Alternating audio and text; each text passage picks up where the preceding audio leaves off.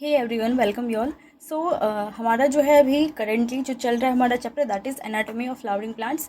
और कल हमने उसका इंट्रोडक्शन वाला पार्ट किया था, टाइप्स ऑफ टिश्यूज़ वाला पार्ट किया था, और वो पार्ट जो है हमारा अच्छे से हो चुका है।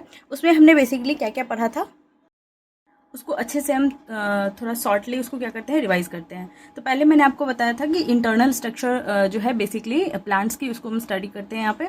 और उसके बाद हम बात करते हैं यहाँ पे सेल से टिश्यू, टिश्यू से ऑर्गन बनता है। इंटरनल स्ट्रक्चर जो है वो एडेप्टेशन दिखाता है डाइवर्स इन्वायरमेंट के लिए।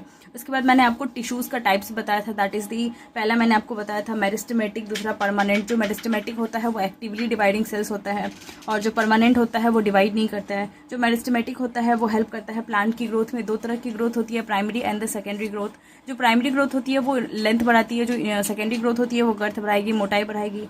जो प्राइमरी ग्रोथ होती है वो अपाइकल और इंटरकैलरी होता है। उसमें अपाइकल में रूट अपाइकल और शूट अपाइकल, एंड इंटरकैलरी जो है मैच्योर टिश्यूज़ के बीच में होता है। और ये हमें ग्रासेस जो होता है उसके केस में देखने को मिलेगा। ये जो होता है कंट्रीब्यूट करता है पाइकल और intercalary meristem, primary plant body जो होता है उसकी फॉर्मेशन में ये कंट्रीब्यूशन करता है। उसके बाद जो परमानेंट वाला था हमारा, परमानेंट में था दैट इज़ ये डिवाइड नहीं करता है, और ये इसमें आता है सिंपल और कॉम्प्लेक्स। सिंपल में जो है वो एक तरह की सेल होती है, और कॉम्प्लेक्स जो है उसमें डिफरेंट टाइप्स ऑफ सेल्स होता है। और जो सिंपल था उसमें मैंने पैरेनकाइमा, कोलेनकाइमा, स्क्लेरेनकाइमा, इन तीनों के ऊपर अच्छे से हमने कल डिस्कशन जो है वो कर लिया था। और कॉम्प्लेक्स परमानेंट टिश्यू जो है उसमें मैंने जाइलम और फ्लोएम जो है उसका नाम बताया था। और आज की क्लास जो है उसमें कॉम्प्लेक्स परमानेंट टिश्यू जो है उसको ही हम अच्छे से फिनिश करने वाले हैं। ठीक है, जाइलम और फ्लोएम के ऊपर पूरा का पूरा ये डिस्कशन होने वाला है। फिर मैंने आपको यहाँ पे बताया था सेकेंडरी ग्रोथ जो है, प्राइमरी ग्रोथ के अंदर अपाइकल, इंटरकैलरी, सेकेंडरी ग्रोथ के अंदर ये लेटरल मेरिस्टम, सिलेंड्रिकल मेरिस्टम, फिर वेस्कुलर कैम्बियम, कॉर्क कैम्बियम, ये सारी चीज़ें हमने कल वाली क्लास में अच्छे से कर ली थी। फिर मैंने टिश्यू सिस्टम, टोटल 3 तरह की टिश्यू सिस्टम होती है, एपिडर्मल, ग्राउंड और द वेस्कुलर टिश्यू सिस्टम। और फिर मैंने आपको हमारा सिंपल परमानेंट टिश्यू था उसके ऊपर मैंने आपको बताया था that is the parenchyma, collenchyma, sclerenchyma. Complex permanent जो है इसमें जाइलम और फ्लोएम जो है, इसके बारे में कुछ पॉइंट मैंने आपको बता दिया था। जैसे कि जाइलम जो होता है ये कंडक्टिंग टिश्यू होता है for water and mineral from the root to stem and leaf. और इन सब में जो वाटर ट्रांसपोर्टिंग जो मेन एलिमेंट होता है वो होता है जाइलम।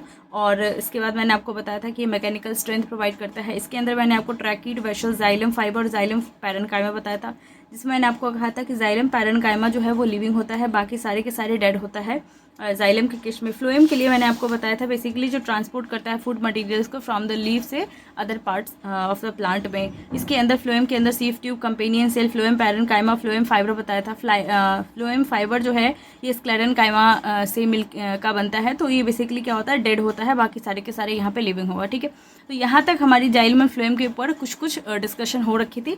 और मैंने आपको बताया था कि बाकी की जो बातें होगी, यानी कि जाइलम के अंदर क्या क्या आता है, फ्लोएम के अंदर क्या क्या आता है, इन सब के ऊपर जो है नेक्स्ट वीडियो में बात होगी। तो ये सारी चीज़ें हमारी हो चुकी है। तो आज की जो क्लास है बेसिकली वो जाइलम और फ्लोएम जो है उसकी मतलब पूरा का पूरा डिस्कशन जो है वो इस वाले क्लास में होने वाली है। तो अभी हम देख लेते हैं उसी को। तो हमारा सिंपल परमानेंट टिश्यू जो है वो फिनिश हो चुका है, और आज की जो क्लास है उसमें हमारा कॉम्प्लेक्स परमानेंट टिश्यू के ऊपर हमारा पूरा का पूरा डिस्कशन होगा। कॉम्प्लेक्स परमानेंट टिश्यू मैंने आपको जाइलम और फ्लोएम बताया। जाइलम के अंदर ट्रैकीड, वेसल, जाइलम फाइबर और जाइलम पैरेनकाइमा। ठीक है, तो इन सबको हम अच्छे से देख लेते हैं। सबसे पहले हम ट्रैकीड की बात करते हैं। तो ट्रैकीड क्या होता है, पहला तो ये डेड होगा। इसमें मैंने आपको लिविंग सिर्फ एक ही बताया था, that is the xylem parenchyma, बाकी तीनों का तीनों यहाँ पे डेड था। तो ट्रैकीड जो है वो डेड होगा, बिना प्रोटोप्लाज्म का होगा, क्योंकि ये डेड है तो प्रोटोप्लाज्म होगा नहीं इसमें। और ये इलोंगेटेड होगा, और ट्यूब जैसा ये सेल्स होता है इसके अंदर, और थिक और लिग्निफाइड इसकी वॉल होती है। ठीक है, उसके बाद टैपरिंग इसकी इंड होती है। टैपर यानी कि बीच से क्या होता है, थोड़ा सा थिक होता है, और इसकी जो इंड होती है वो क्या होती है, थोड़ी सी टैपर होती है, यानी कि थोड़ी सी पतली होती है, नैरो होती है। उसके बाद ये जो होता है मेन वाटर ट्रांसपोर्टिंग एलिमेंट होता है फ्लावरिंग प्लांट्स के केस में। तो यहाँ पे इसका ये वाला डायग्राम है जिसकी ये टेपरिंग इंड्स है, बीच में इसकी जो होती है ट्यूब जैसे कि यहाँ पे इसकी सेल्स है, और ये यहाँ पे इसकी लिग्निन की डिपोजिशन हो रखी है। ठीक है, तो ये थी हमारी ट्रैकीड। उसके बाद हम वेसल की बात कर ले। ये बेसिकली एनसीईआरटी डायग्राम ही है। दूसरा है हमारा दैट इज वेसल। वेसल जो होता है ये डेड होता है, और ये भी बिना प्रोटोप्लाज्म का होगा। ये लॉन्ग होगा, सिलेंड्रिकल होगा। ठीक है, वो था हमारा इलोंगेटेड, है ना। ट्रैकीड हमारा क्या था, इलोंगेटेड था और ट्यूब लाइक उसका सेल्स था। लेकिन ये क्या होगा, सिलेंड्रिकल होगा, और इसकी ट्यूब लाइक स्ट्रक्चर होगी, और ये बनेगा बहुत सारे वेसल मेंबर से मिलके ये बनता है। ठीक है, और जो वेसल मेंबर्स होता है वो कैसा होता है, उसकी लिग्निफाइड वॉल होती है और उसके पास एक लार्ज सेंट्रल कैविटी होता है, यानी कि छेद होता है, ठीक है। और ये वेसल मेंबर के ऊपर बातें थी। जो वेसल मेंबर होता है ये कनेक्टेड होता है परफोरेशंस, या परफोरेशन का मतलब होता है छेद। तो वेसल मेंबर जो होता है ये कनेक्टेड होता है through the perforations in their common walls. उसकी जो कॉमन वॉल्स होती है उसमें क्या होता है, परफोरेशंस होता है। ये तो अभी मैंने आपको बताया क्या क्या, दैट इज ये लॉन्ग होता है, सिलेंड्रिकल ट्यूब जैसा स्ट्रक्चर होता है, बहुत सारे वेसल मेंबर से मिलके बनता है ये वेसल। और इसके बाद इसकी लिग्निफाइड वॉल होती है, लार्ज सेंट्रल इसमें कैविटी होता है। इसकी जो वेसल मेंबर होती है वो कनेक्टेड रहती है थ्रू परफोरेशंस, यानी कि छेद के द्वारा इन देयर कॉमन वॉल्स जो होती है इसमें परफोरेशन हमें देखने को। इसके बाद जो हमारा नेक्स्ट पॉइंट है वो है that is the presence of vessel. जो होता है ये कैरेक्टरिस्टिक फीचर होता है एंजियोस्पर्म में, क्योंकि जो वेसल होता है ये प्रेजेंट होता है एंजियोस्पर्म के अंदर ही, जिम्नोस्पर्म के अंदर जो होता है ये वेसल जो होता है वो एब्सेंट होता है, ठीक है। तो ये बहुत ही ज़्यादा इंपॉर्टेंट पॉइंट है, याद रखेंगे इसको। उसके बाद ये भी क्या होता है, जैसे ट्रैकेट जो था वो था हमारा मेन वाटर ट्रांसपोर्टिंग एलिमेंट, तो वैसे ही वेसल जो होता है ये भी मेन वाटर ट्रांसपोर्टिंग एलिमेंट ही है, ठीक है। तो इसको भी हम याद रखेंगे इस पॉइंट को। इसके बाद हमारा आता है तीसरा, यानी कि जाइलम फाइबर। जो जाइलम फाइबर होता है वो स्क्लेरन काइमा का बनेगा, और स्क्लेरन काइमा जो था वो क्या था, डेड था। तो ये क्या होगा, ये भी डेड होगा। और ये हाईली थिकंड होता है वॉल्स इसकी, और इसकी ऑब्लिटरेटेड ल्यूमेन होती है। इसकी लिग्निन की डिपोजिशन होगी, जिसकी वजह से मैंने आपको स्क्लेरन काइमा भी बताया था कि इसकी जो वॉल होती है वो हाईली थिकंड होती है, क्योंकि इसमें लिग्निन की बहुत ज़्यादा डिपोजिशन होती है, ठीक है। तो ये हमें देखने को मिलेगा। ऑब्लिटरेटेड ल्यूमेन होती है, यानी कि इसमें पिट्स वगैरह जो था वो प्रेजेंट होता है। और एदर भी सेप्टेट, या तो इसमें सेप्टा क्रॉस वाल जो होता है वो प्रेजेंट होता है, या फिर ए सेप्टेट होगा, और ये स्ट्रेंथ प्रोवाइड करेगा। तो ये थी हमारी जाइलम फाइबर के ऊपर बातें। नेक्स्ट है हमारा that is the xylem parenchyma. और पूरा इसमें मैंने आपको सिर्फ यही एक लिविंग बताया था, और ये लिविंग होगा और थिन वॉल्ड होगा, क्योंकि पैरेन्काइमा जो होता है वो थिन वॉल्ड था और लिविंग था। ये स्टोर करेगा फूड, और लिपिड, स्टार्च और टैनिन्स जो है वो स्टोर करता है ये, ठीक है। उसके बाद जो रेडियल कंडक्शन जो होता है वाटर का takes place by the ray parenchymatous cell. जो रे पैरेन्काइमेटस सेल्स होता है, मतलब बेसिकली ये एक अलग सा पॉइंट है जो कि हमें याद रखना है कि रेडियल कंडक्शन जो होता है वाटर का वो होता है रे पैरेन्काइमेटस सेल से, ठीक है। नॉर्मल पैरेन्काइमेटस नहीं, रे पैरेन्काइमेटस सेल से, ठीक है। तो R for radial, R for ray parenchyma हम याद रखेंगे। उसके बाद आता है हमारा जाइलम में कुछ और पॉइंट, जैसे कि प्राइमरी, अगर हम तो प्राइमरी जाइलम के अंदर ही एक होगा प्रोटोजाइलम और दूसरा होगा मेटाजाइलम। तो प्रोटोजाइलम के अंदर जो पहले फॉर्म्ड होगा प्राइमरी जाइलम वो होगा प्रोटोजाइलम, और जो बाद में बनने वाला प्राइमरी जाइलम होगा वो होगा मेटाजाइलम, ठीक है। उसके बाद हम बात करते हैं कि स्टेम और रूट में कैसे की तरह की जाइलम होती है। अगर प्रोटोजाइलम जो है, जो पहले बनने वाला जाइलम है, वो अगर सेंटर यानी कि पिथ की तरफ है, अंदर की तरफ है, तो वो होता है स्टेम के अंदर, और ये इंडार्च टाइप का कंडीशन होता है, जिसमें कि मान लेते हैं कि ये हमारा यहाँ पे ये हमारा फ्लोएम है और अंदर की तरफ जाइलम होता है। उसमें भी प्राइमरी जाइलम अगर अंदर की तरफ है, पिथ की तरफ है, और मेटाजाइलम जो है ऊपर की तरफ है, तो ये हमारा होता है इंडार्च कंडीशन। और इंडार्च कंडीशन जो होता है वो स्टेम के अंदर होता है। जो रूट होता है इसके अंदर प्रोटोजाइलम जो होगा वो क्या होगा, टुवर्ड पेरिफेरी होगा, बाहर की तरफ होगा, यानी कि मेटाजाइलम जो होगा बाद में बनने वाला जो प्राइमरी जाइलम होगा वो अंदर की तरफ है, और प्राइमरी जाइलम जो है वो मतलब उसके बाद आता है, और फिर फ्लोएम है। तो ये टाइप का जो कंडीशन होता है जिसमें कि प्रोटोजाइलम पेरिफेरी की तरफ होता है, वो होता है कंडीशन एक्सार्च कंडीशन। और एक्सार्च कंडीशन जो होता है वो रूट के केस में हमें देखने को मिलता है। और ये दोनों पॉइंट बहुत ही इंपॉर्टेंट है, ना जाने कितने बार इससे PYQs आ चुके हैं, तो इसको अच्छे से हम याद रखेंगे। रूट के अंदर जो होता है वो एक्सार्च कंडीशन होता है, और स्टेम के अंदर जो है वो एंडार्च कंडीशन हमें देखने को मिलता है, ठीक है। तो इस पॉइंट को हम अच्छे से क्या करेंगे, याद रखेंगे। इसके बाद हमारा आता है दैट इज द फ्लोएम। जो फ्लोएम होता है हमारा वो होता है, उसमें पहले मैंने आपको बताया था फ्लोएम फाइबर, फ्लोएम पैरेन्काइमा, और उसके बाद सीव ट्यूब और कंपेनियन सेल, 4 मैंने आपको बताया था फ्लोएम के अंदर। और फ्लोएम के अंदर जो है पहले हम देख लेते हैं फ्लोएम फाइबर। तो जो हमारा फ्लोएम फाइबर होता है उसको हम कहते हैं बास्ट फाइबर, ठीक है। और जब ये मैच्योर होता है तो क्या होता है, डेड हो जाता है, लोस्ट देयर प्रोटोप्लाज्म, अपना प्रोटोप्लाज्म क्या करेगा, लॉस कर देगा, और ये डेड होता है मैच्योरिटी में। उसके बाद ये बनेगा स्क्लेरन काइमेटस सेल से, क्योंकि ये क्या होता है, बास्ट फाइबर है, और ये बास्ट फाइबर या फिर फ्लोएम फाइबर, जैसे मैंने आपको जाइलम में बताया कि वो भी स्क्लेरन काइमा का बनेगा, तो यहाँ भी ये क्या बनता है, डेड होता है, वो स्क्लेरन काइमा का बनेगा। उसके बाद ये एब्सेंट होता है, प्राइमरी फ्लोएम जो होता है उसमें ये एब्सेंट होगा फ्लोएम फाइबर, और ये प्रेजेंट होता है सेकेंडरी फ्लोएम के दौरान, ठीक है। उसके बाद सेल वॉल जो होती है इसकी थिक होती है, और इसकी जो फ्लोएम फाइबर होती है, जूट, फ्लेक्स और हेम्प का ये यूज होता है कमर्शियली, इसका यूज होता है फ्लोएम फाइबर का। इसके बाद हमारा है फ्लोएम पैरेन्काइमा। जो फ्लोएम फ्लोएम पैरेन्काइमा की अगर हम बात करें तो इसमें ये होता है इलोंगेटेड होगा, इसकी टैपरिंग इंस होती है और सिलेंड्रिकल सेल्स होता है। यहाँ पे डेंस साइटोप्लाज्म होगा और न्यूक्लियस प्रेजेंट होगा, ठीक है, फ्लोएम पैरेन्काइमा में। इसकी सेलुलोज की सेल वॉल होगी और इसके पास पिट्स होगा जिससे ये कनेक्टेड होगा सेल से प्लाज्मोडेस्माटा के द्वारा, ठीक है। दो सेल को जो कनेक्ट करता है वो होता है प्लाज्मोडेस्माटा, तो ये सेल्स जो होता है उससे कनेक्टेड होता है प्लाज्मोडेस्माटा से।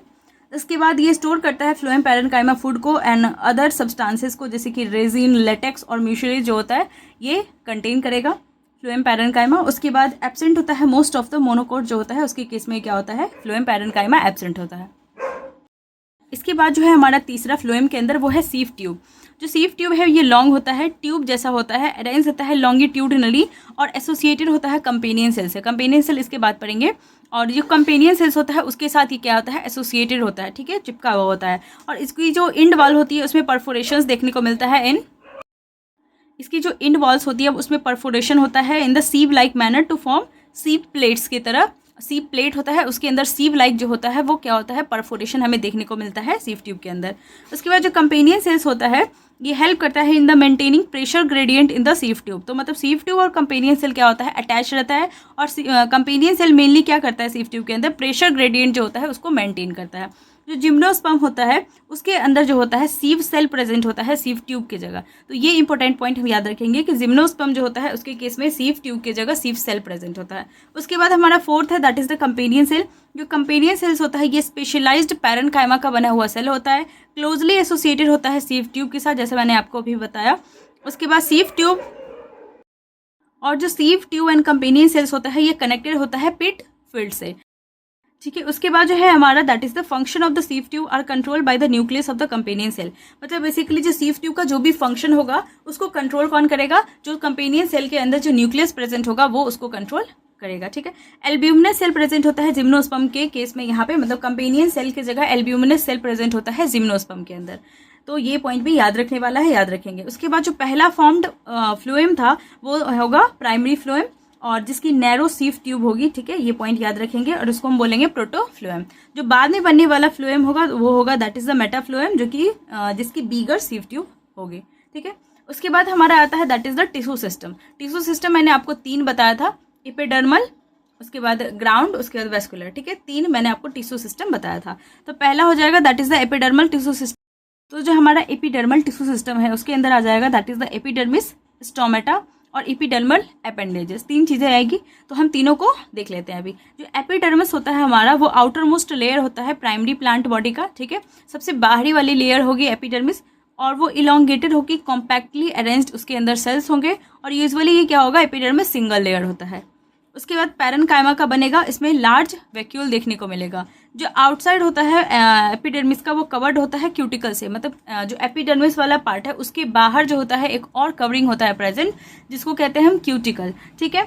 और क्यूटिकल होता क्या है कि बेसिकली वैक्सी थिक लेयर होता है जो कि वाटर लॉस जो होता है उसको ये प्रिवेंट करता है। तो ये बेसिकली कहता है वो मतलब वाटर लॉस जो होता है उसको ये रोकता है, प्रिवेंट करता है। तो ये वाला चीज जो होगा वो कहाँ एब्सेंट होगा, यानी कि रूट में। रूट से क्या होगा कि पानी जो होता है वो ऊपर की तरफ ट्रांसपोर्ट होता है। तो अगर वहां पे क्यूटिकल उसकी जो एपिडर्मिस होती है अगर वहां पे क्यूटिकल प्रेजेंट होगा तो क्या करेगा, वाटर वहां से क्या होगा, ऊपर ट्रांसपोर्ट नहीं हो पाएगा। तो बेसिकली रूट जो होता है उसके अंदर क्यूटिकल क्या होगा, एब्सेंट होगा। तो ये पॉइंट याद रखने वाला है, याद रखेंगे इसको हम। उसके बाद है हमारा दैट इज स्टोमेटा, जो कि मैंने आपको दूसरा चीज बताया इसके अंदर एपिडर्मल टिश्यू सिस्टम के अंदर जो स्टोमेटा होता है वो प्रेजेंट होता है एपिडर्मिस ऑफ द लीफ। जो लीफ की एपिडर्मिस है उसमें स्टोमेटा प्रेजेंट होता है। ये रेगुलेट करता है ट्रांसपीरेशन को और गैसियस एक्सचेंज जो होता है प्लांट्स के अंदर, उसमें इसका रोल होता है स्टोमेटा का।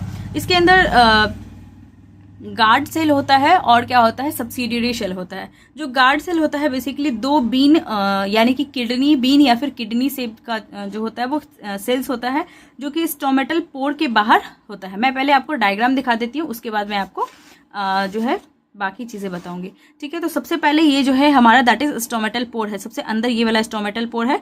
इसके बाहर ये वाला पार्ट जो है दैट इज ये हमारा क्या है, दैट इज गार्ड सेल है। और गार्ड सेल का ये वाला अंदर वाला लेयर है जो कि थोड़ा थिक है और इसका बाहर वाला जो लेयर है ये थोड़ा पतला है। देखो यहाँ पे मैंने आपको 2 बीन शेप्ड का सेल्स बताया, तो ये था 2 गार्ड सेल और ये वाला एक और ये दूसरा।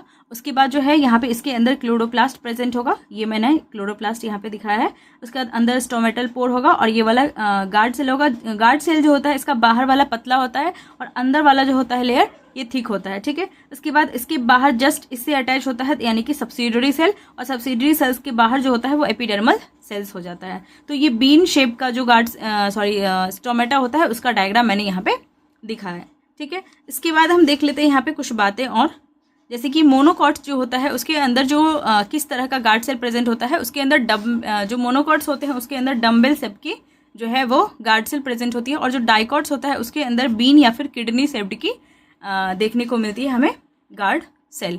तो ये पॉइंट हम याद रखेंगे। जो आउटर वाल होता है गार्ड सेल का, मैंने अभी आपको बताया कि इसका जो बाहरी वाला लेयर होता है वो क्या होता है, पतला होता है, थिन होता है, और जो इनर वाला लेयर होता है इसका वो हाईली थिक एंड होता है। उसके बाद जो गार्ड सेल्स होता है इसके पास प्रेजेंट होता है क्लोरोप्लास्ट, और ये रेगुलेट करता है opening and the closing of the stomata. Stomata का ओपनिंग, ये खुलना है कब है, बंद कब होना, ये सारी चीज़ें जो होती है इसकी रेगुलेशन यही गार्ड सेल करता है, ठीक है। तो ये मैंने आपको बताया एक सब्सिडरी सेल के बारे में। जो सब्सिडरी सेल होता है वो बेसिकली स्पेशलाइज्ड एपिडर्मल सेल ही होता है। इसके बाद तीसरा जो मैंने आपको बताया that is the epidermal appendages. जो एपिडर्मल अपेंडेजेस होता है उसमें cells of epidermis bear number of hair. जो एपिडर्मिस की जो सेल्स होती है उसमें बहुत सारे तरह के हेयर्स प्रेजेंट होता है। रूट हेयर्स हो सकता है, स्टेम हेयर हो सकता है। जो रूट हेयर होता है वो यूनिसेलुलर होगा और वो इलोंगेटेड होता है। उसके बाद ये एब्जॉर्ब करेगा water and mineral from the soil, और बेसिकली इसका एक और काम होता है कि वाटर सरफेस एरिया ये सरफेस एरिया जो होता है उसको ये बढ़ाता है, ठीक है। उसके बाद स्टेम हेयर जो होता है उसका नाम है ट्राइकोम्स, और ट्राइकोम्स जो होता है ये मल्टी सेलुलर होगा।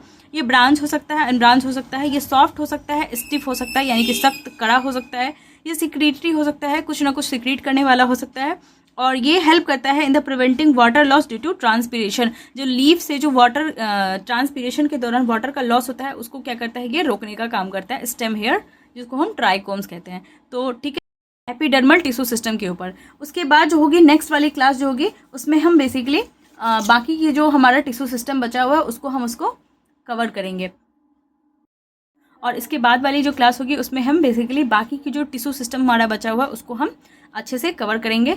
और जैसा कि आपको पता होगा कि सेकेंडरी ग्रोथ वाला जो टॉपिक है वो टॉपिक हट चुका है हमारे नीट के सिलेबस से, तो उसको हम नहीं करेंगे। बाकी के जितने भी टॉपिक होंगे वहाँ तक हम पूरा का पूरा प्राइमरी ग्रोथ तक पूरा का पूरा हम अच्छे से फिनिश करेंगे। तो बेसिकली ये हमारा लेक्चर 2 था, और इसके दौरान मैंने आपको टिश्यू सिस्टम जो है उसमें एपिडर्मल टिश्यू सिस्टम पूरा पढ़ाया और जाइलम और फ्लोएम के बारे में पूरा पढ़ाया। तो आई होप कि आपको लेक्चर समझ में आया होगा, और समझ में आया होगा तो आप प्लीज़ इसको ज़्यादा से ज़्यादा शेयर करिए। और हैंड रिटन नोट्स के लिए आप टेलीग्राम और इंस्टाग्राम से जुड़ सकते हैं। और तब तक के लिए stay tune, stay healthy and thank you.